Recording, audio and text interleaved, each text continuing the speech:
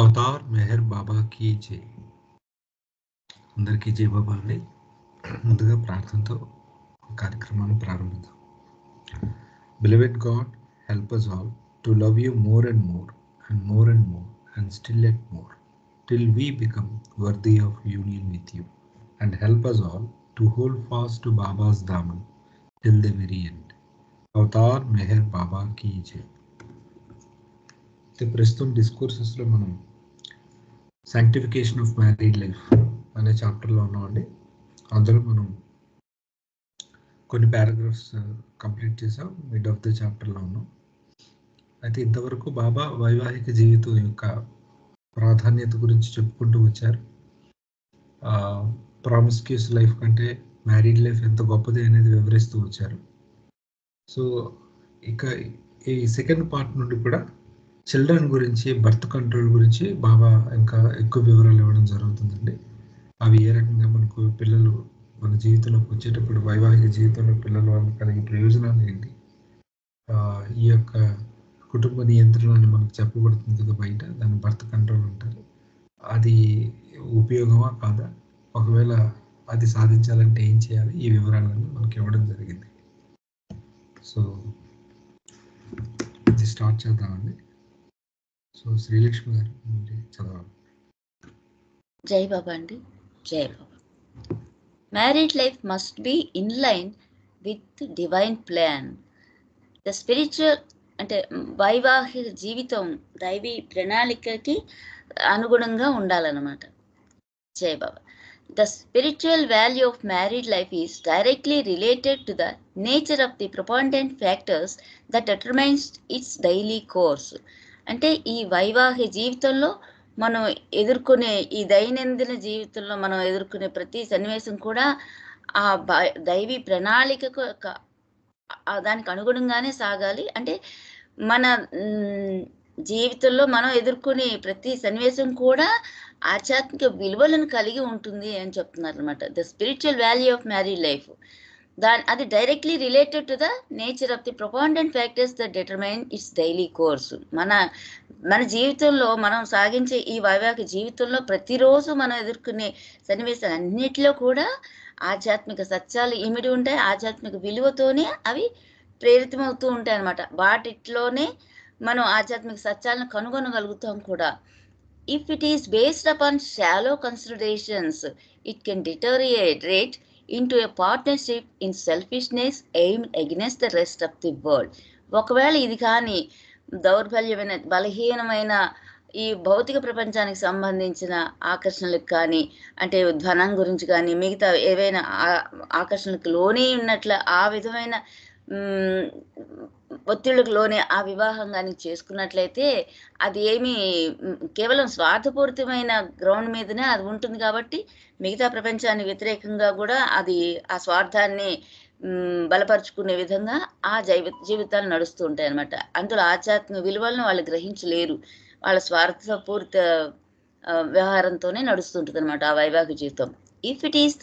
If it is inspired by the lofty idealism, it can rise to fellowship that not only requires and calls forth increasingly greater sacrifices for each other, but actually becomes a medium through which the two souls can offer their united love and service to the whole family of humanity. అలా కాకుండా ఎప్పుడైతే ఉన్నతమైన ఆదర్శాల నుంచి, lofty idealism అన్నారు, ఉన్నతమైన ఆదర్శాలతో కూడిన వైవాహిక జీవితం ఎలా ఉంటుందంటే, వాళ్ళు ఇద్దరు కూడా జీవితంలో ఒకరి కోసం ఒకరి గొప్ప త్యాగాలను చేసుకోవడమే కాకుండా తమ చుట్టూ ఉన్న ప్రపంచానికి, వాళ్ళందరికీ కూడా ఒక ఆదర్శవంతమైన జీవితాన్ని, ఆదర్శవంతమైన ఉన్నత విలువలతో కూడిన జీవితాన్ని ఎలా జీవించాలనేది వాళ్ళు ఆదర్శప్రాయంగా నిలబడతారన్నమాట. వాళ్ళ జీవితంలో వాళ్ళు ఒకరి కోసం ఒకరు చేసుకునే అత్యున్నత త్యాగాలని కూడా ఎదుటి వాళ్ళు, అంటే చుట్టూ ఉన్న వాళ్ళకి ఆదర్శప్రాయంగా నిలుస్తాయి అవి. ఆ విధంగా వాళ్ళు నిజమైన ఆధ్యాత్మికతతో ఆ జీవితాన్ని నడుపుకోగలుగుతారనమాట. అది ఎప్పుడు ఉన్నతమైన ఆదర్శాలతో ఈ వైవాహిక జీవితం మిళితమై ఉన్నప్పుడు. When married life is thus brought into direct line with the divine plan for the evolution of the individuals, it becomes a pure blessing for the children who are the fruit of the marriage.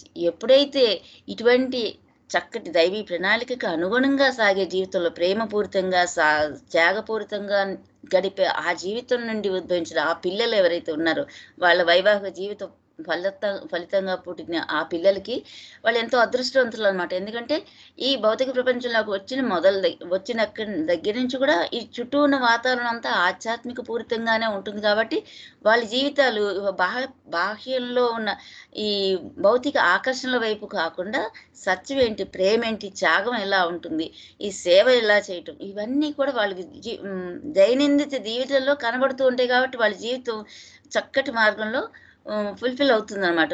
చిన్ననాటి నుంచే మంచి దృక్పథాలు ఏర్పడతాయి అనమాట. ఇటువంటి మంచి జీవితం కలిగి జీవించే వాళ్ళకి కలిగిన పిల్లల భవిష్యత్తు కూడా మంచి బాటలో నడుస్తుంది అని చెప్పేసి అంటాం. For they have the advantage of absorbing a spiritual atmosphere from the very beginning of their early career.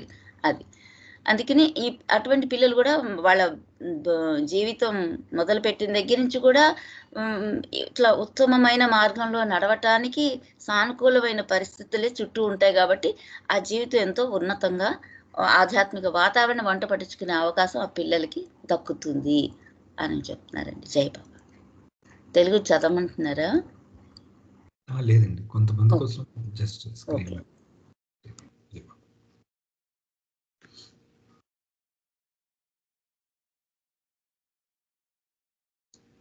ఎవరైనా మాట్లాడతారండి?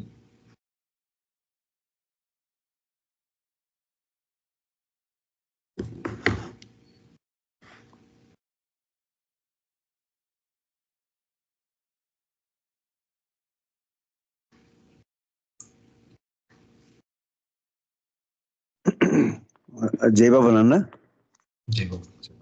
చిన్న అంటే ఒక సందేహం, మరి ఈ పేరాకి సంబంధించిందో కాదో తెలియదు కానీ జస్ట్ ఒక అయితే చెప్పమ్మా, లేకపోతే లేదు. ఇప్పుడు వైవాహిక జీవితము దైవీ ప్రణాళికకు తప్పనిసరిగా అనుగుణంగా ఉండాలి అని అన్నారు కదా. అంటే మనం ఇక్కడ ప్రారబ్ధ సంస్కారాల ప్రకారం మనం తీసుకుంటాం కదా, అక్కడ కొంచెం సందేహంగా ఉంది. పేరాకి సంబంధం లేకపోతే చెప్పమాకు నాన్న. లేదు, అక్కడ ఏముందంటే మ్యారీడ్ లైఫ్ ఈజ్ పైకి తీసుకుంటాం.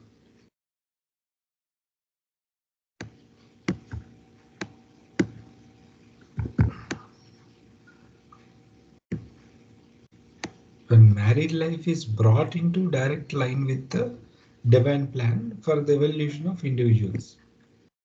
సాధారణంగా డివైన్ ప్లాన్ ఏంటి? అసలు మనం ఈ సృష్టి అంతా ఎందుకు ఎగ్జిస్టెన్స్ లోకి వచ్చింది? మనందరం ఎందుకు పుట్టాం? భగవంతుని మనల్ని మనం తెలుసుకోవడానికి. మొదట్లో విమ్మొచ్చింది, ఊయామై అనే ప్రశ్న వేసుకున్నాం. అంటే అది భగవంతుడికి వచ్చింది, అది ప్రతి బిందువుకి కూడా ప్రాకింది. ఇప్పుడు ప్రతి బిందువు నేను ఎవరు అని తెలుసుకోవడానికి ఈ క్రియేషన్లోకి వచ్చాం. సో ఈ క్రియేషన్లోకి వచ్చిన తర్వాత ముందు అది తెలుసుకోవడానికి కావాల్సిన చైతన్యం పెరుగుతూ వచ్చింది. ఆ చైతన్యం పెరిగిన తర్వాత ఆ చైతన్యంతో పాటు సంస్కారాలు కూడా పెరిగాయి. ఎందుకంటే ఆ చైతన్యం పెరగడానికి సంస్కారాలు దోహదపడ్డాయి. కానీ ఇప్పుడు ఆ చైతన్యాన్ని గట్టిగా పట్టుకునే సంస్కారాలు ఉన్నాయి. దానివల్ల చైతన్యం నేను భగవంతుని అనే విషయం తెలుసుకోలేకపోతుంది. ఈ సంస్కారాలు అనేవి క్రియేట్ చేస్తున్న ఫిల్మ్స్ ఏవైతే ఉన్నాయో, సింపుల్గా సంస్కారాలు చైతన్యం అంటే సినిమా థియేటర్లో ప్రొజెక్టర్ నుండి వచ్చే లైట్ చైతన్యం అనుకుంటే, ఆ లైట్ ముందు ప్రొజెక్టర్ ముందు పెట్టే ఫిల్మ్స్ సంస్కారాలు అంటారు. అప్పుడు ఈ బొమ్మ తెర మీద పడుతుంది. ఆ తెరనే పరమాత్మ భగవంతుడు అనుకోండి, ఎందుకంటే భగవంతుడి సర్వత్రా వ్యాపించి ఉన్నాడు కాబట్టి. సో ఇప్పుడు మనం అలాగే మన కళ్ళ ముందు మనం చూస్తున్న ఈ ప్రపంచం అంతా కూడా పరమాత్మే. దాని మీద మనం చూస్తున్న ఈ బిల్డింగ్లు, మనుషులు, పిక్చర్లు అన్నీ కూడా మన సంస్కారాలు క్రియేట్ చేస్తున్న ఫిల్మ్. దాన్ని చూస్తూ మనం ఐడెంటిఫై అయిపోయి మనం ఎందుకోసం వచ్చామో అది మర్చిపోయాం. సో ఈ సంస్కారాలన్నీ తొలగించుకొని, అంటే ఈ పునర్జన్మలు ఎత్తడం ద్వారా మనకి కష్టాలన్నీ కలిగి సఫరింగ్స్ ద్వారా ఈ సంస్కారాలన్నీ బాగా లూజ్ అయ్యి ఆ నాట్స్ ఏవైతే ఉన్నాయో అప్పుడు మనం అంతర్ముఖ ప్రయాణం ప్రారంభించి నెమ్మదిగా సంస్కారాలను తొలగించుకుంటూ చివరికి ప్యూర్ చైతన్యం, స్వచ్ఛమైన చైతన్యమే మిగులుతుంది. అప్పుడు హూయామై అనే ప్రశ్నకి ఐఆమ్ గాడ్ అనే విషయాన్ని మనం తెలుసుకుంటాం. ఇది డివైన్ ప్లాన్. సో ఆ డివైన్ ప్లాన్కు అనుగుణంగా మనం మన వైవాహిక జీవితాన్ని కానీ మలుచుకుంటే అప్పుడు అది మన పిల్లలకి పెద్ద వరం అవుతుంది అని చెప్పారు. అర్థమైంది సార్? ఓకేనా, క్లియర్. మలుచుకోవడం అనేది అంటే అది రైటే, ప్రతిదీ సంస్కారాలే నిర్ణయిస్తాయి. సో ఇప్పుడు మీ మానవ పురుష ప్రయత్నంగా మనం వివాహాన్ని ఆ ఉద్దేశంతో, ఇది ఎవరికి చెప్తున్నారు? యాస్పిరెంట్స్ కదా. నిజంగా ఆ గోల్ పొందాలి అని అనుకుని ఎవరైతే అడుగులు వేస్తారో, ఆ రకంగా వైవాహిక జీవితాన్ని చూస్తారో, వాళ్ళు తప్పకుండా దీన్ని వాళ్ళ స్పిరిచువల్ జర్నీలో భాగంగా మలుచుకుంటారు ఈ జీవితాన్ని కూడా, ఈ గృహస్థాశ్రమాన్ని కూడా. అప్పుడు అలా మలుచుకొని వాళ్ళు పనులు చేయడం మొదలు పెట్టేటప్పుడు వాళ్ళకి ఈ యొక్క వైవాహిక జీవిత ఫలితంగా కలిగే సంతానం కూడా అది ఒక వరం అవుతుంది. ఎందుకంటే వాళ్ళు చిన్నప్పటి నుండి అటువంటి ఆధ్యాత్మిక వాతావరణంలో పెరుగుతారు. తల్లిదండ్రుల దగ్గర నుండి ఈ జీవిత సత్యాన్ని తెలుసుకుంటారు. సో అది వాళ్ళకి బ్లెస్సింగే కదా. అది ఇక్కడ చెప్తున్నాను. థ్యాంక్ యూ నాన్న, బాగుంది.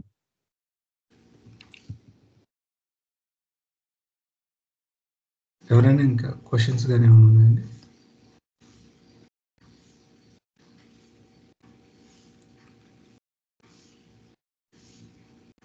ఓకే. సో ఈ పారాగ్రాఫ్లో చెప్తుంది, హెడ్డింగే అది, మనం ఇప్పుడు జస్ట్ మాట్లాడుకుంది, married life must be in line with the divine plan. అంటే దైవీ ప్రణాళికకి అనుగుణంగా వైవాహిక జీవితం ఉండాలి. అలా ఉన్నప్పుడు, అలా ఉంటే దాని ప్రయోజనం ఉంటుంది.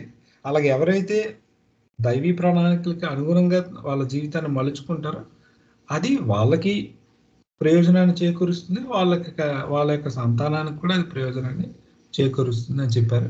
అయితే స్టార్టింగ్లో కొన్ని మాటలు బాబా ఇక్కడ చెప్పడం జరిగింది ఏంటంటే, మళ్ళీ సేమ్ థింగ్, వైవాహిక జీవితం నా అది ప్రయోజనకారిగా ఉంటుందా లేదా అంటే ఆ లైఫ్ని దేన్ని బేస్ చేసుకొని మనం ప్రారంభిస్తున్నాం, ఏ ఉద్దేశంతో వైవాహిక జీవితంలోకి నేను ప్రవేశించాను. ఏదో చక్కగా హ్యాపీగా నా ప్లెజర్స్ అన్ని తీర్చుకుంటాను, ఏదో ఒక లైఫ్ పార్ట్నర్ దొరుకుతుంది, చక్కగా ఇద్దరం ఎంజాయ్ చేస్తాం, మాకు అనవసరం, చక్కగా సంపాదించుకుంటాం, దాచుకుంటాం అని ఇలాంటి షాలో కన్సిడరేషన్స్, అంటే ఇలాంటి నిరుపయోగమైనటువంటి, అంటే నిరుపయోగం అంటే స్పిరిచువల్గా నిరుపయోగం, కేవలం ఇలాంటి అతి లో స్థాయి కోరికలతో కానీ వైవాహిక జీవితంలోకి ఎంటర్ అయ్యారు అనుకోండి, అది ఎలా మారిపోతుందట అంటే ప్రపంచం అంతా వేరు, నేను వేరు, నా బాధ నేను చూసుకుంటాను, నాకేది బెస్ట్ నేను చూసుకుంటానని, అది నిజంగా ఇంకా మాయలో కూరుకుపోవడానికి, ఏ భ్రమంలోని మనం బయటపడాలని మనం యాక్చువల్గా డివైన్ ప్లాన్ ప్రకారం మనం పుట్టాము, ఈ జన్మ తీసుకున్నాము, దానికి అనుగుణంగా మనం అడుగులేయడం కన్నా అడుగులేయకుండా ఇంకా వెళ్ళి పశుత్వం వైపు వెళ్ళిపోతున్నాం, ఇంకా మన చుట్టూ ఆ బంధనాలను ఏర్పరచుకుంటూ ఉంటున్నాం. ఎందుకు ఇది జరిగింది? మనం అటువంటి ఉద్దేశాలతో ఈ యొక్క వైవాహిక జీవితంలోకి అడుగు పెట్టాం కాబట్టి. అలా కాకుండా ఒక లాఫ్టీ ఐడియలిజం, ఒక మంచి ఆదర్శప్రాయమైన జీవితంతో కానీ మనం ప్రారంభించామనుకోండి వైవాహిక జీవితాన్ని, అంటే నిన్న చెప్పుకున్నట్టు పర్సనాలిటీలో నాలో చాలా ప్రాబ్లమ్స్ ఉన్నాయి, అంటే పర్సనాలిటీ వైజ్ చాలా షేడ్స్ ఉన్నాయి, అవన్నీ నన్ను ముందుకు వెళ్లకుండా నన్ను అడ్డుపడుతూ ఉన్నాయి.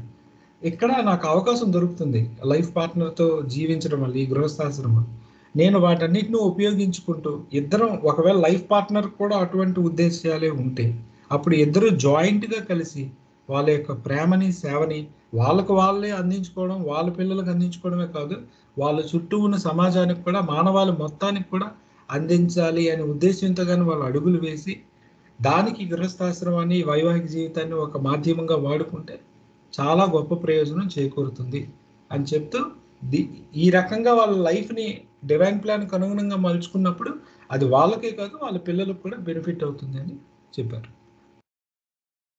ఇది పారాగ్రాఫ్లో మాట్లాడింది.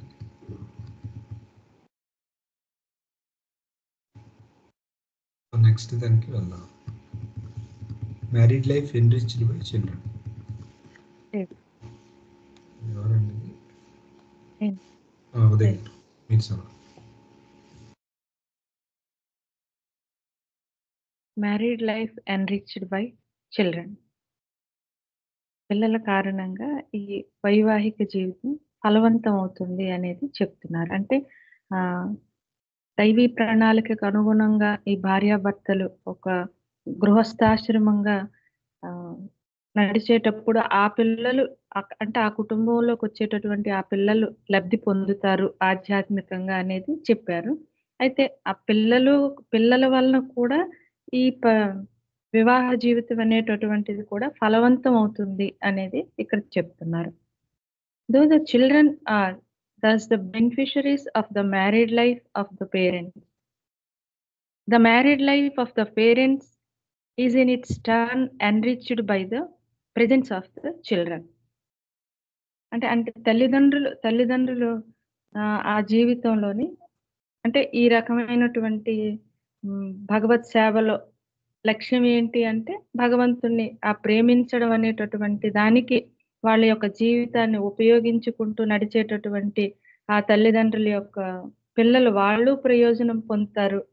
ఆ పిల్లల్ని పొందడం వల్ల అంటే వాళ్ళు ఈ కుటుంబంలోకి రావటం వలన ఈ తల్లిదండ్రులు కూడా లబ్ధి పొందుతారు. వాళ్ళు కూడా వాళ్ళ జీవితాలు కూడా సుసంపన్నం అవుతాయి అనేటటువంటిది చెప్తున్నారు. Children give to parents an opportunity for expressing and developing a real and spontaneous love in which sacrifice becomes easy and delightful. అంటే ఆ పిల్లలు పేరెంట్స్కి ఒక గొప్ప అవకాశం ఇస్తారట. అది ఏంటి అంటే స్పాంటేనియస్ గా అత్యంత సహజంగా ప్రేమని త్యాగాన్ని వాళ్ళ పట్ల వ్యక్తపరచడానికి ఆ పిల్లలు ఒక మంచి అవకాశాన్ని ఇస్తారు. అంటే ఏ దైవీ గుణాలైతే అవలంబించుకుంటే భగవంతుడి వైపు యథార్థ విషయాన్ని తెలుసుకోవడానికి సులువవుతుందో ఏవైతే అలవరుచుకోవాలో అవి పిల్లల పట్ల తల్లిదండ్రులు అత్యంత సహజంగా చూపిస్తారు. అంటే వాళ్ళ ప్రేమకి ఇవ్వడమే, ఇంకా తీసుకోవటము అనేటటువంటిది అక్కడ ఉండదు. ఇంకా ఏదో కావాలి అనేటటువంటి స్వార్థం ఉండదు అక్కడ. ప్యూర్ లవ్, ఎటువంటి కల్మషం లేకుండా పవిత్రంగా ప్రేమించడం అనేది ఆ పిల్లల పట్ల తల్లిదండ్రులు చేస్తారు. అలాగే త్యాగం ఇటువంటివన్నీ కూడాను అత్యంత సహజంగా పిల్లల పట్ల చూపడానికి వాళ్ళకు ఒక గొప్ప అవకాశం ఆ పిల్లలు కల్పిస్తారు. And the part played by children in the life of parents is of tremendous importance for the spiritual advancement of the parents themselves.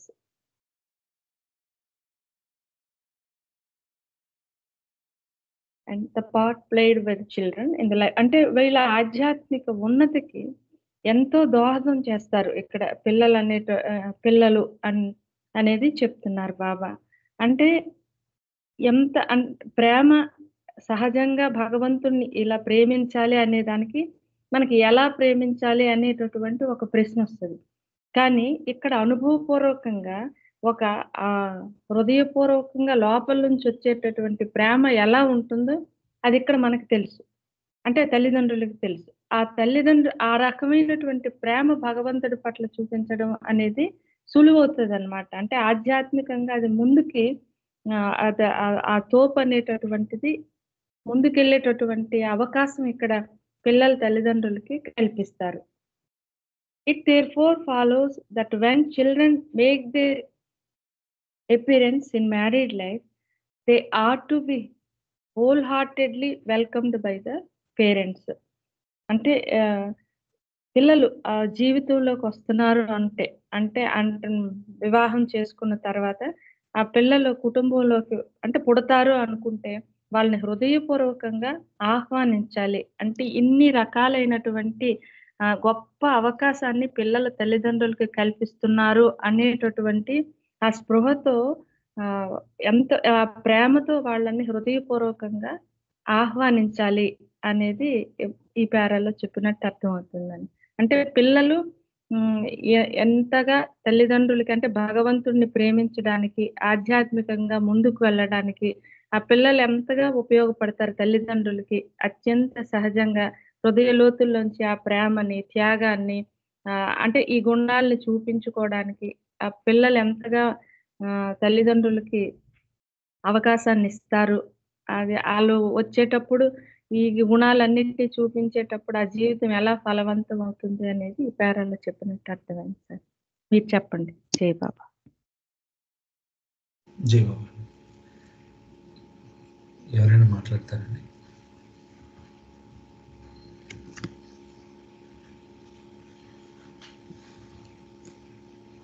అంటే ఇక్కడ సార్ ద్వంద్వము అనేటటువంటి ఆలోచన లేకన్నా పిల్లలు ఉండేటప్పుడు ఏకం అనేటటువంటి భావన అనుభవపూర్వకంగా అనుభవిస్తారు సార్. అది అయితే మంచి ఎక్స్పీరియన్స్ ఉంటుంది తల్లిదండ్రులకి అబ్జర్వ్ చేసుకుంటే. వేర్పాటుతనం అని కాకన్నా ఏకం నాతో కలిపే ఉంది, నేనే అక్కడ ఉన్నది అనేటటువంటి భావన అనుభవపూర్వకంగా పిల్లల దగ్గర తల్లిదండ్రులు అనుభవిస్తారు. అంటే అది ఎంత కరుడుగట్టిన హృదయమైన తండ్రిది అవ్వచ్చు కానీ తల్లిది అవ్వచ్చు. కానీ పిల్లలకు వచ్చేటప్పటికి మాత్రం ఇవేవి ఉండవు. అంత ప్యూర్ లవ్వే ఉంటది అనేది చెప్పాలనుకున్నా సార్. ఏకమని ఎక్కడ మెన్షన్ చేసా అంటే మీ ఫీలింగ్స్ చెప్తున్నారా? ఓకే, లవ్ ఒకటే అనే భావన ఉంటుంది. లవ్ ఉంటుంది, బట్ ఏకం అనేది ఇక్కడ మెన్షన్ చేయలేదు కదా, అందుకని. ఓకే, ఇంకెవరైనా మాట్లాడతారండి?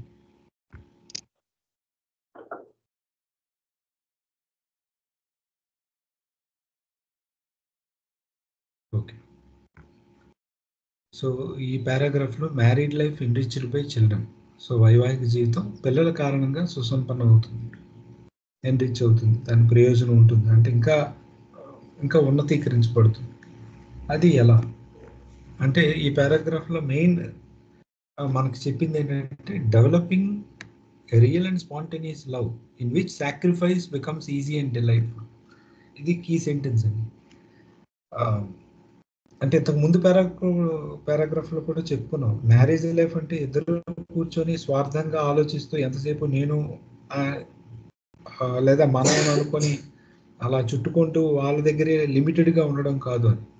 అయితే ఎందుకు అలా చెప్పారు అని మనం ఆలోచిస్తే మనకి ఎవల్యూషన్లో ఈ చైతన్యాన్ని పెరగడానికి, అంటే ఏ చైతన్యం మనకు పూర్తిగా వస్తే మనం మన ఒరిజినల్ క్వశ్చన్కి ఆన్సర్ దొరుకుతుందో ఆ చైతన్యం పెరగడానికి దోహదపడిన సంస్కారాలు మనకి ఈ పునర్జన్మ దశలో ఎలా ఇబ్బంది పెట్టేస్తాయంటే మనలో ఈ కామం, క్రోధం, లోభం, మోహం, మతం, మత్సరం, స్వార్థం వీటన్నిటిని సృష్టిస్తూ ఉంటాయి.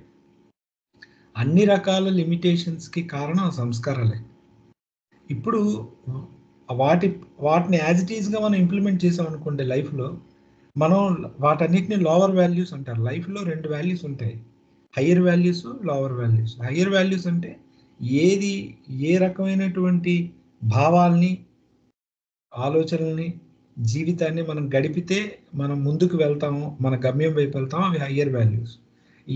ఏ రకమైన ఆలోచనలు, భావాలు వీటి ద్వారా మనం గడిపినప్పుడు మనం ఇంకా దిగజారిపోతాము, వాటిని మనం లోవర్ వాల్యూస్ అంటారు. హయ్యర్ సెల్ఫ్ అనుకోండి, లోవర్ సెల్ఫ్, ఒకదాన్ని మైండ్ అంటారు, ఒకదాన్ని హార్ట్ అంటారు. పేర్లకి ఇక్కడ ప్రక్కన పెడితే కొన్ని గుణాలు, కొన్ని క్వాలిటీస్ మనకు హెల్ప్ఫుల్ అవుతాయి, కొన్ని క్వాలిటీస్ మనకి హిండ్రన్స్ అవుతాయి, అంటే అడ్డుపడుతుంటాయి మన ఆధ్యాత్మిక జీవనం. అయితే ఇప్పుడు సడన్గా ప్రతి మనిషి మారిపోవాలనుకుంటాడు, కానీ నాకు ప్రేమ లేదు, ఇంతవరకు సెల్ఫిష్నెస్ ఉంది, నాకు ప్రేమను పెంచుకోవాలనుకుంటున్నాను, ఎలా పెంచుకుంటాను? ఇతరుల దగ్గర తీసుకోవడమే నాకు వచ్చి ఇవ్వడం రాదు ఎప్పుడు కూడా, ఎలా ఇస్తాను? సడన్గా ఇలాంటి క్వాలిటీస్ అన్నీ నాకు డెవలప్ అవ్వాలి అంటే నాకు ఒక ప్లాట్ఫామ్ కావాలి, ఒక వేదిక కావాలి.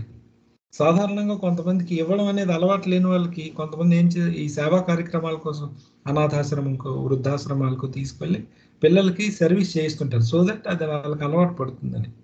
స్కూల్స్లో వీటిలో సర్వీస్ యాక్టివిటీస్ని పిల్లల్లో డెవలప్ చేస్తారు. అలా ఇక్కడ మనం దీనికి అప్లై చేసుకుంటే ఏ డివైన్ క్వాలిటీస్, ఏ క్వాలిటీస్ అయితే మనకి డెవలప్ అయితే మనం ముందుకు వెళ్తామో మన ఆధ్యాత్మిక జీవితంలో, అటువంటి వాల్యూస్ డెవలప్ అయ్యే ప్లాట్ఫామ్ ఈ మ్యారీడ్ లైఫ్లో మనకు ఏర్పడుతుంది. ముందు తన లైఫ్ పార్ట్నర్ని ప్రేమించడం మొదలు పెడతారు, వాళ్ళ గురించి ఆలోచించడం మొదలు పెడతారు, వాళ్ళు తిన్నారా లేదా, వాళ్ళు మంచి చెడులు అని కనుక్కుంటారు.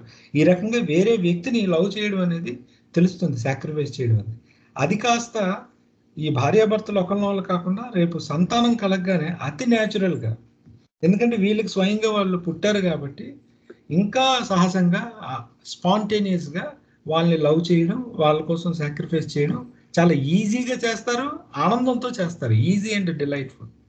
ఇలాగ ఎప్పుడైతే చేస్తారో మన హార్ట్కి ఆ క్వాలిటీస్ అనేవి డెవలప్ అవుతాయి. డెవలప్ అయితే అవి రేపు స్పిరిచువల్గా కూడా మనకు ఎంతో అంటే మనం ఎదగడానికి ఉపయోగపడతాయి. అదే ఇక్కడ కీ పాయింట్ చెప్పారు. సో అందుకు గృహస్థాశ్రమం చాలా గొప్పది. 2 అందులో సంతానం అనేది చాలా మంచిది. అంటే సంతానం కలగడం అనేది. చూడండి మనకి రియల్ మీనింగ్స్ చెప్తున్నాడు బాబా, ఎలాంటి రహస్యాలు చెప్తున్నారు. అయితే ఇక్కడ ఈ మరొక లైన్తో ముగుస్తూ ఏం చెప్పారంటే, సాధారణంగా కొంతమందికి పిల్లలు నాకు భారం రా బాబు, పిల్లల్ని డెవలప్మెంట్కి నేనేదో చేసేస్తున్నాను అని అనుకుంటారేమో. యాక్చువల్గా మీరు స్పిరిచువల్గా ఎదగడానికి పిల్లలు మీకు హెల్ప్ఫుల్గా ఉన్నారు, పిల్లలు మీకు హెల్ప్ చేస్తున్నారు, అది గుర్తించండి అని చెప్పారు. సో మనం పిల్లల్ని పెంచడం ఇవన్నీ అలా చూడొద్దు, అది ఎవరికైనా అర్థం అవుతుంది. మనం ఎందుకంటే పిల్లలు మన మీద డిపెండ్ అవుతున్నారు కానీ, కాబట్టి ఫిజికల్లీ అన్ని రకాలుగా, ఫైనాన్షియల్. బట్ ఇక్కడ బాబా చెప్తున్న మాట ఏంటంటే, పిల్లలు నీకు కలగడం వల్ల నువ్వు వృద్ధి చెందుతున్నావు ఆధ్యాత్మికంగా. ఎందుకంటే నీకు వాళ్ళకు అవకాశం ఇచ్చారు, నీలో ప్రేమ ఎదగడానికి, సేవాభావం ఎదగడానికి వాళ్ళకు అవకాశం ఇచ్చారు. కాబట్టి వాళ్ళని మనం తప్పకుండా జీవితంలో ఆహ్వానించాలి అని కంక్లూడ్ చేయడం జరిగింది. కాదు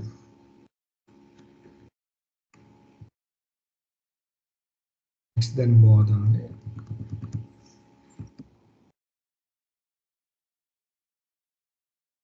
బర్త్ కంట్రోల్. జై బాబా. బర్త్ కంట్రోల్, సంతాన నియంత్రణ. In view of the claims that children have no married lives. In view of the claim that children have unmarried lives, birth control deserves careful attention and critical examination. అంటే ఇందాక ఆ పారాగ్రాఫ్లో వైవాహిక జీవితంలో పిల్లల్ని ఆహ్వానించటం వల్ల తమ ఆధ్యాత్మిక జీవితం సుసంపన్నమవుతుంది అని చెప్పారు కదా. అలాంటప్పుడు అలా ఈ పిల్లల్ని ఆ సంతానాన్ని తమ జీవితంలో ఇన్వైట్ చేస్తున్నప్పుడు మరి ఈ పిల్లలకు ఉన్నటువంటి ఈ వైవాహిక జీవితం పైన వారి యొక్క హక్కుల దృష్ట్యా ఎంత ఆహ్వానం అని అంటే పిల్లల్ని ఎంతమందిని మనం మన జీవితాల్లో ఆహ్వానించాలి అన్నది అది చూసుకుంటే అది దానిలో నియంత్రణ, ఆ పిల్లల్ని సంతానోత్పత్తిలో నియంత్రణ అనేది జాగ్రత్తగా పాటించాల్సి ఉంటుంది. అది జాగ్రత్తగా పరిశీలించి పాటించవలసి ఉంటుంది అని చెప్తున్నారు. The question must not be considered from the point of view of any one special or limited interest, but from the standard point of the ultimate well-being of the individuals and society. అయితే ఈ నియంత్రణ, ఈ సంతాన నియంత్రణ అనేది ఈ సమస్యను ఏదో ఒక ప్రత్యేకమైనటువంటి దృష్టికోణంతో కానీ లేకపోతే అంటే ఒక స్పెషల్ రీజన్తో పెట్టుకొని చూడటం కాకుండా అది అందరి యొక్క మేలుని దృష్టిలో పెట్టుకొని, అంటే అది ఆ సొసైటీ యొక్క గ్రోత్కి అంటే ఇంప్రూవ్మెంట్కి, సమాజం యొక్క అభ్యుదయానికి సంబంధించిన విధంగా ఈ నియంత్రణ అనేది సాగాలి అని చెప్తున్నారు. అంటే కేవలం ఏదో ఒక రీజన్ పెట్టుకొని ఈ సంతాన నియంత్రణ కాకుండా ఒక రీజన్తోనే దాన్ని కంట్రోల్ చేయాలనేటువంటి దాంతో కాకుండా అది అందరి యొక్క ఉపయోగంగా అది ఆ సంతాన నియంత్రణ అనేది అందరికీ ప్రయోజనకరంగా ఉండే విధంగా ఉంటూ అది ఈ ఆ అభిప్రాయం అనేది దేని మీద ఆధారపడి ఉండాలి అని అంటే ఈ నియంత్రణ అనేటువంటిది ఆధ్యాత్మిక విలువలపై ఆధారపడి ఉండే విధంగా మనం ఈ డెసిషన్ తీసుకుంటే అది అందరికీ శ్రేయస్కరం అవుతుంది అనేది చెప్తున్నారు. అల్టిమేట్లీ ఆ సంతాన నియంత్రణ చేయాలి అని అనుకున్నప్పుడు ఏదో ఒక ప్రయోజనం కోసం, అంటే ఎగ్జాంపుల్గా చూడండి, పిల్లల్ని పెంచాలి అని అంటే బాధ్యత తీసుకోవాలి. ఆ బాధ్యతను తీసుకోవటాన్ని నుంచి తప్పించుకోవటాని కోసం అని పిల్లల్ని కనకుండా కేవలం వైవాహిక జీవితాన్ని గడపటం అనేది దానివల్ల ఎవరికీ అది ప్రయోజనం ఉండదు.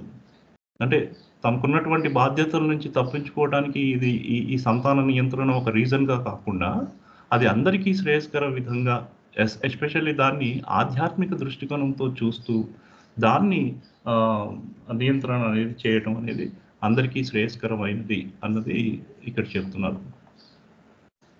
The right opinion in this respect, as in all respects, must above everything be based upon the spiritual considerations. ఇది ఆధ్యాత్మిక దృష్టికోణంతో ఈ ప్రయోజనాన్ని మనం గనక మనం పాటించినట్టయితే అది అందరికీ శ్రేయస్కరమవుతుంది. The attitude that persons have towards birth control is oscillating and confused because it contains an admixture of good and bad elements. అంటే ఈ స్థితి, ఈ నియంత్రణ అనేది, సంతాన నియంత్రణ గురించి ఉండేటువంటి ఈ అభిప్రాయం అందరికీ కొద్దిగా కలవరపరిచే విధంగా ఉంటుంది. ఎందుకంటే ఇందులో admixture of good and bad elements, మంచి అండ్ చెడు, ఈ రెండు కూడా ఉంటాయి అందులో, అంతే కదా. అంటే పిల్లల్ని బాధ్యతగా మనం వైవాహిక జీవితంలో ఆహ్వానించినప్పుడు వాళ్ళ యొక్క బాధ్యత తీసుకోవాలి, వాళ్ళని పెంచి పోషించాలి. దాంట్లో ఈ మంచి చెడుల మిక్స్ అనేది ఉంటుంది అని అంటున్నారు. అంటే ఆ బాధ్యత తీసుకోవటం, మళ్ళీ ఇన్వైట్ చేయటం, తర్వాత ఇది చేస్తున్నప్పుడు అందులో రెండు కోణాలుగా చూస్తున్నాం. ఒకటి, అందులో మంచి జరగవచ్చు, లేకపోతే రెండు చెడు కూడా ఉండవచ్చు. మంచి చెడులు రెండు కూడా ఉంటాయి. అందువల్ల ఇది కొద్దిగా ఈ డెసిషన్ తీసుకోవటం అనేది కొద్దిగా కష్టతరంగా అవుతుంది అని చెప్తున్నారు. While the birth control is the right in its aim of securing the regulation of population, it is disastrously unfortunate in the choice of its means. అంటే ఇక్కడ ఏం చెప్తున్నారంటే, ఈ జనాభా నియంత్రణ దృష్ట్యా ఈ సంతానం నియంత్రించడం అనేది ఒక మంచి విషయమే అయినప్పటికీ దానికి కంట్రోల్ చేయడానికి వాడేటువంటి ఈ మార్గాలు ఏవైతే ఉన్నాయో, అంటే ఆ నియంత్రణ, సంతాన నియంత్రణకు వాడేటువంటి మార్గాలు ఏవైతే ఉన్నాయో అవి చాలా మానవ యొక్క మనుగడకి అది వినాశకారకంగా లేకపోతే అడ్డుగా అవి నిలుస్తున్నాయి అని చెప్తున్నారు. అవి సంతాన నియంత్రణకు ఉపయోగించేటువంటి పద్ధతులు ఏవైతే ఉన్నాయో అవి మానవ వినాశనం కలిగించే విధంగా ఉన్నాయి అని చెప్తున్నారు. ఓవరాల్ ఈ పారాగ్రాఫ్లో నాకు అర్థమైంది ఏంటంటే, పిల్లల్ని ఆహ్వానించాలి అని అంటే ఆ ఆహ్వానం అనేది సమంజసమే, కానీ దాన్ని ఆధ్యాత్మిక దృష్టితో చూస్తూ ఆ సంతాన నియంత్రణ అనేది పాటించాలి. అలా పాటించగలిగినట్టయితే అది తనకు మాత్రమే కాకుండా యావత్ సమాజానికి కూడా అది ఉపయోగకరంగా ఉండేటువంటిది ఉంటుంది. కానీ ఈ డెసిషన్ అనేది, ఈ ఆలోచన అనేది ఆధ్యాత్మిక ప్రయోజన పరంగా ఆలోచించి ఈ డెసిషన్ కనుక తీసుకున్నట్టయితే అది అందరికీ ఆమోదయోగ్యంగా ఉంటుంది. అలా అని ఈ నియంత్రించేటువంటి పద్ధతులు ఏవైతే ఉన్నాయో, ఈ కన్ఫ్యూజన్ ఎందుకు ఉంది అని అంటే, ఈ నియంత్రణ, సంతాన నియంత్రణ వల్ల మంచి ఉంటుంది, చెడు ఉంటుంది. కాబట్టి ఇక్కడ కొంత సందిగ్ధంలో మానవుడు ఆలోచిస్తూ ఉంటాడు. కానీ అందరి దృష్టిలో, సమాజ దృష్టిలో ఇది అందరికీ ఆమోదయోగ్యం కాబట్టి ఇక్కడ వాడాల్సినటువంటి ఈ నియంత్రణకు వాడేటువంటి పద్ధతులు మనకి అడ్డుతరగా ఉండకుండా ఉండే విధంగా చాలా సహజంగా ఈ నియంత్రణ కనుక పాటించినట్టయితే అది అందరికీ ఆమోదయోగ్యంగా ఉంటుంది అన్నది ఈ పారాగ్రాఫ్లో చెప్తున్నారు. జై బాబా. మిగతా వాళ్ళు ఏమైనా యాడ్ చేయండి.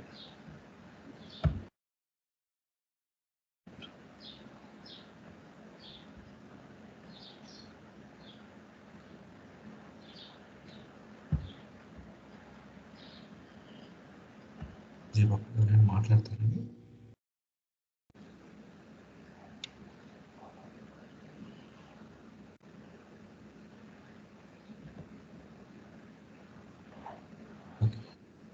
So Jayababu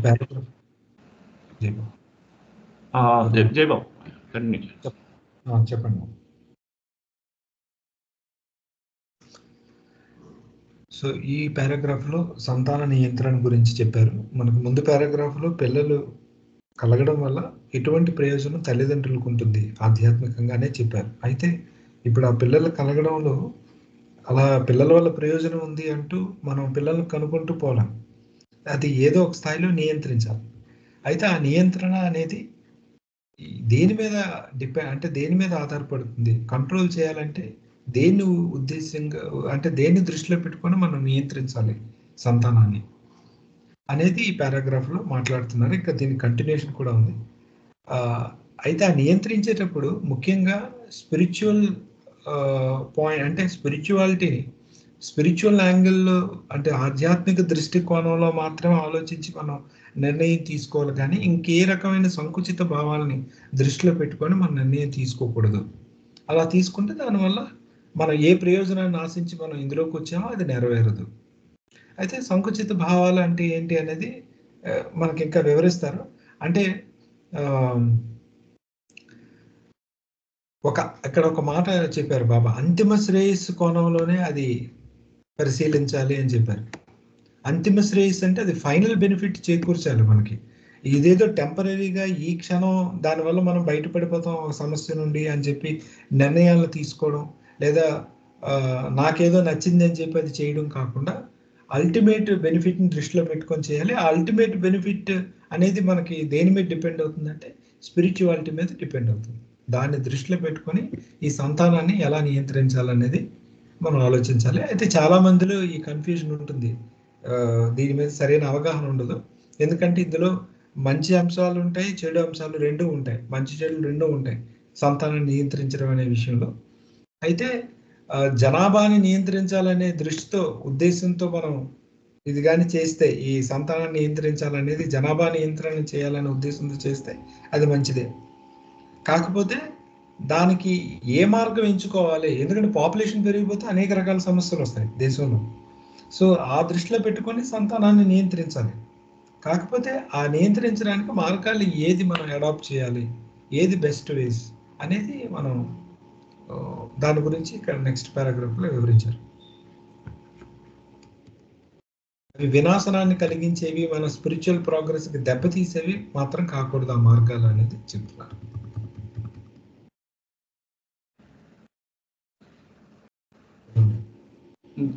There can be no doubt that the regulation of childbearing is often desirable for personal and social reason. అంటే ఈ సంతాన నియంత్రణ అనేది కేవలం వ్యక్తిగతంగా కారణాల దృష్ట్యా కానీ, లేకపోతే ఈ సమాజపరంగా కానీ, ఈ రెండిటి పరంగా ఈ సంతాన నియంత్రణ అనేది ఆమోదయోగ్యమైందే. Uncontrolled breeding intensifies the struggle for existence and may bring about a social order where ruthless competition becomes inevitable. అంటే అన్కంట్రోల్డ్ బ్రీడింగ్ ఇంటెన్సిఫైస్ అంటే ఈ నియంత్రణ లేకుండా కంటిన్యూస్గా ఈ సంతానాన్ని పెంచుకుంటూ పోయినట్లయితే ఇది ఇట్ లీడ్స్ టు మనకేంది అది ఎలా అవుతుందంటే ఈ మానవ మనుగడకే తీవ్ర ఆటంకంగా అది అవుతుంది. అలాగే దానివల్ల ఈ సమాజంలో ఒకరికొకళ్ళు అది కాంపిటీషన్ అంటే పోటీతత్వం అనేది, క్రూరమైనటువంటి పోటీతత్వం అనేది నెలకొని ఉంటుంది అని అంటే ఇప్పుడు మనం చూస్తున్నాం సమాజంలో జనాభా పెరుగుతూ పోతుండటం వల్ల ఈ అందవలసినటువంటి రిసోర్సెస్ కరెక్ట్గా అందకపోవచ్చు. లైక్ ఆహారం కానీ, ఉద్యోగాలు కానీ, ఈ రిసోర్సెస్ని మనం కరెక్ట్గా అందరికీ ఈక్వల్గా డిస్ట్రిబ్యూట్ చేయలేకపోవచ్చు. దానివల్ల ఏమవుతుందంటే సమాజంలో ఒక అనిశ్చితత్వం అనేది ఏర్పడుతుంది, అన్సర్టనిటీ. అదే ఆ కాంపిటీషన్ అనేది చాలా ఎక్కువైపోతుంది. అంటే దేన్ని సాధించాలన్నా ఇప్పుడు మనం చూస్తున్నాం, ఉద్యోగం సంపాదించాలంటే ఎంతో ఒడిదుడుకుకి లోనవ్వాలి.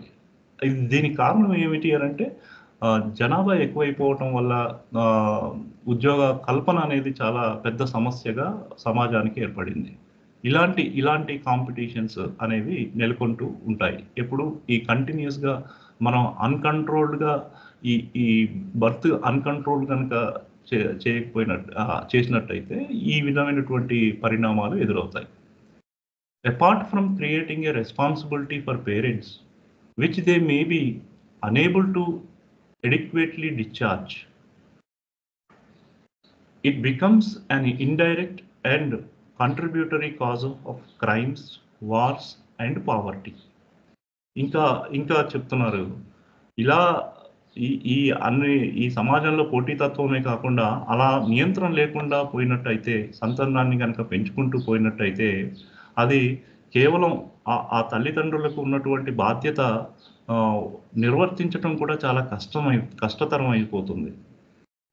ఎందుకు వాళ్ళకు కూడా పాపం సరైనటువంటి రిసోర్సెస్ అంటే ఆ పిల్లల యొక్క బాధ్యత, వాళ్ళకి కావాల్సినటువంటి సరైనటువంటి పోషణ, రక్షణ, తర్వాత సరైనటువంటి విద్య ఇవన్నీ కల్పించడం తల్లిదండ్రులకు కూడా చాలా కష్టతరం అవుతుంది.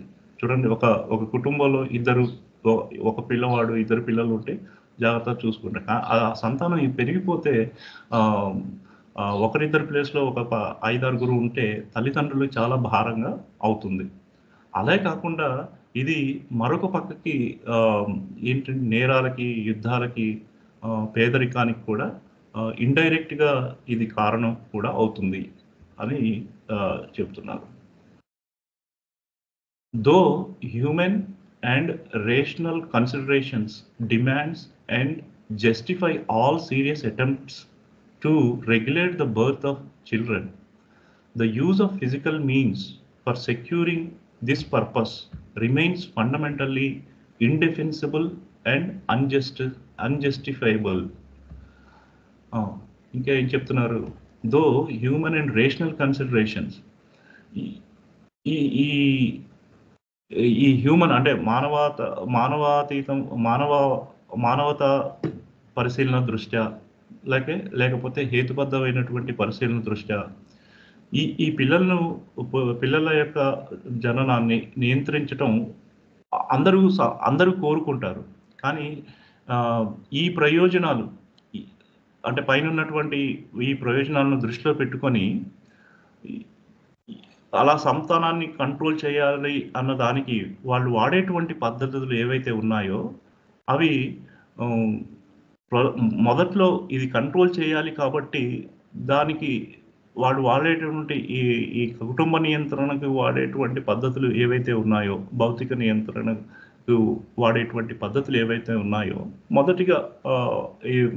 మొదటి దశలో ఇవి సమర్థనీయం. కానీ అవి క్రమంగా పెంచుకుంటూ పోతే అదే పద్ధతిని అలాగ పాటించుకుంటూ పోతే అవి ఇందాక చెప్పినట్టు ఆధ్యాత్మిక దృష్టికోణంలో అవి మానవ యొక్క వినాశనానికి దారి తీస్తాయి అని చెప్తున్నారు. కుటుంబ నియంత్రణ పాటించాలి, కానీ వాటికి వాడేటువంటి భౌతికమైనటువంటి పద్ధతులు అవి ఉపయోగకరం కాదు, అవి మానవ వినాశనాన్ని కోరుకుంటాయి, అవి సమర్థనీయం కాదు అని ఈ పారాగ్రాఫ్లో చెప్తున్నారు. అల్టిమేట్గా ఓవరాల్ ఈ పారాగ్రాఫ్లో మనకి ఈ అన్కంట్రోల్డ్ నియంత్రణ లేకుండా పిల్లల్ని కనుక పెంచుకుంటూ పోతే అవి సమాజానికి వ్యక్తిగతంగాను రెండు రకాలుగాను మనకి ఇబ్బందిగా ఉంటుంది. కాబట్టి అందరికీ హర్షించదగింది ఏమిటి అని అంటే కుటుంబ నియంత్రణ పాటించాల్సిందే, ఆ సంతాన నియంత్రణ పాటించాల్సిందే. కానీ దానికి ఉపయోగించేటువంటి ఆ పద్ధతులు ఏవైతే ఉన్నాయో అవి సమంజసంగా అవి ఉండవు, అవి మానవ యొక్క వినాశనానికి దారి తీస్తాయి. దాన్ని కూడా స్పిరిచువల్ పాయింట్ ఆఫ్ వ్యూలో ఆలోచిస్తే అది సహజంగా కుటుంబ నియంత్రణ సాగాలి అనేది ఇక్కడ చెప్తున్నట్టు నాకు అర్థమైంది. జై బాబా అండి. జై బాబా. ఎవరైనా మాట్లాడతారు?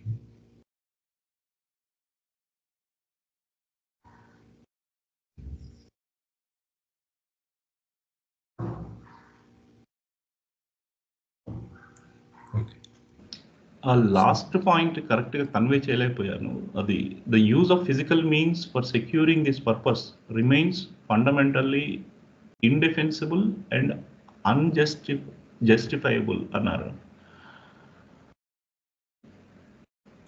ఆ. ఈ లైన్ ఒకసారి చెప్పు. చెప్తా.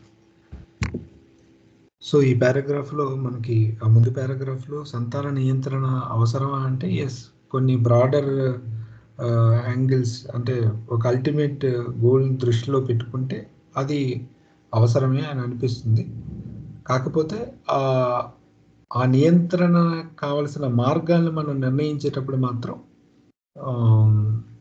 మనం జాగ్రత్తగా ఆలోచించి ఆ నిర్ణయం తీసుకోవాలి. ఆధ్యాత్మికాన్ని దృష్టిలో పెట్టుకొని, ఆధ్యాత్మిక ప్రగతిని దృష్టిలో పెట్టుకొని మనం నిర్ణయాలు తీసుకోవాలని ముందు పారాగ్రాఫ్లో చెప్పారు. అయితే దానికి కంటిన్యూ చేస్తూ కొనసాగిస్తూ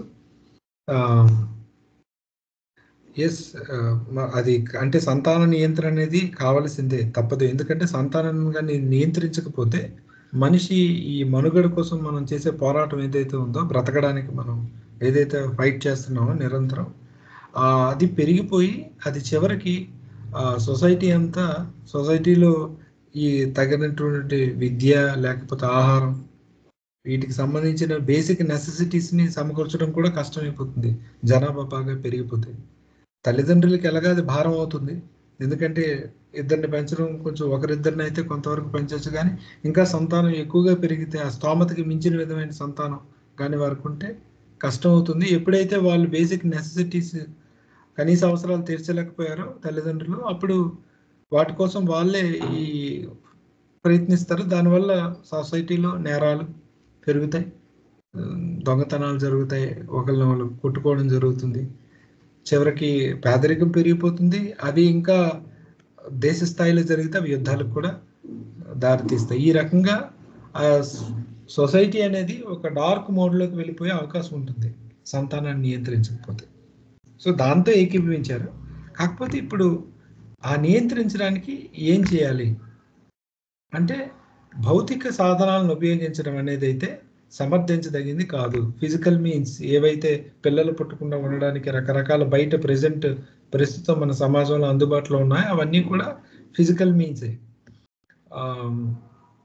ఏ రకంగా అంటే నేను లిస్ట్ అవుట్ చేయను, అది మీకు అర్థమయ్యే ఉంటుంది. సో ఆ రకమైనవి ఏవి కూడా సమర్థనీయమైనట్లు కాదు. సంతానం పుట్టకుండా ఉండడానికి మనం ప్రస్తుతం సమాజంలో అవలంబిస్తున్నటువంటి పద్ధతులు స్పిరిచువల్గా సపోర్ట్ చేయదగినవి కాదు. దీనివల్ల కొంత డ్యామేజ్ జరుగుతుంది, చాలా వరకు డ్యామేజ్. అది ఏంటి అనేది నెక్స్ట్ ఎక్స్ప్లెయిన్ చేశారు, అది ఈ పారాగ్రాఫ్లో చెప్తున్నారు. ఇదే కదా మీరు అడిగింది ఉమా?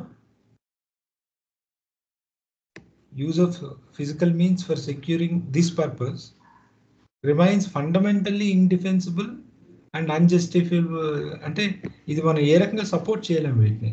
ప్రస్తుతం ఏవైతే విధానాలు అందుబాటులో ఉన్నాయో, భౌతిక విధానాలు అందుబాటులో ఉన్నాయి, గవర్నమెంట్ కూడా అది ప్రచారం చేస్తుంది. ఈ ఫిజికల్ మీన్స్ ద్వారా సంతానాన్ని నియంత్రించండి అనే చెప్తున్నారు. బట్ దాన్ని మనం సమర్థించలేము ఏ రకంగాను అని చెప్తున్నారు. జస్టిఫై సారీ అండి, చెప్పండి. నేను ఒక చోట చదివాను, కృత్రిమ పద్ధతులు కాకుండా సహజంగా ఇంద్రియ నిగ్రహం ద్వారా సొంతాన్ని కంట్రోల్ చేసుకోవాలనేది బాబుక్లో చదివిన. అవునండి, అదే తర్వాత రాబోయే పారాగ్రాఫ్స్ ఆ విషయాన్ని చెప్పారండి.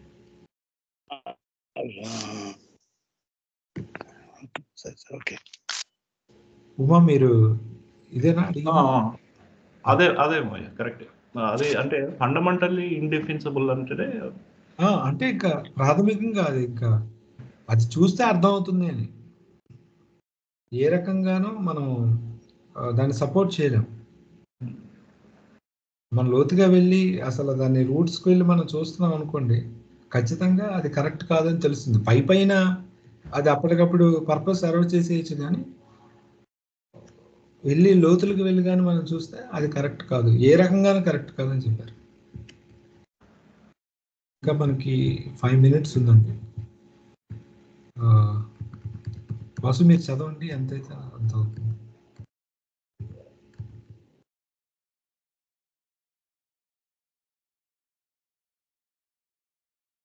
వాసుదేవరు ఉన్నారా?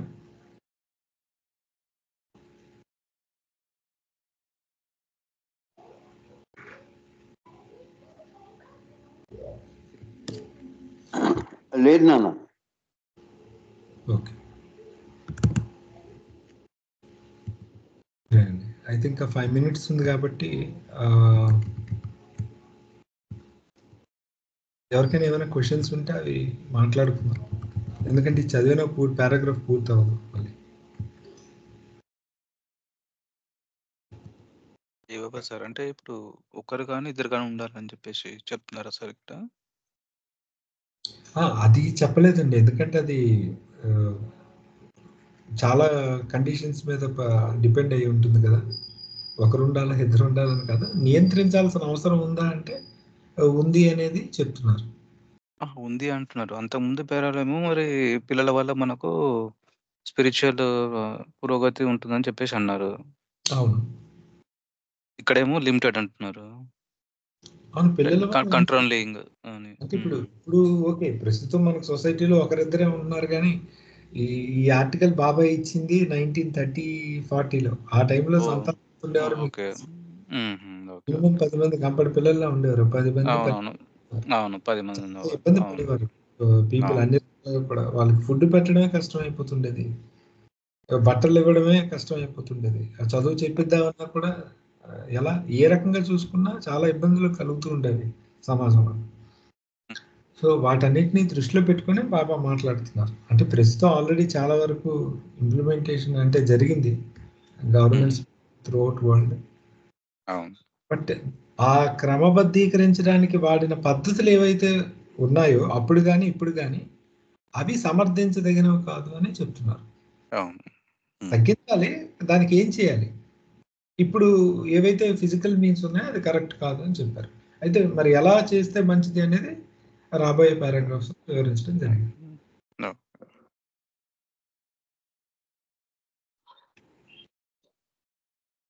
ఇంకా 3 minutes ఉంది, ఎవరైనా మాట్లాడతారు.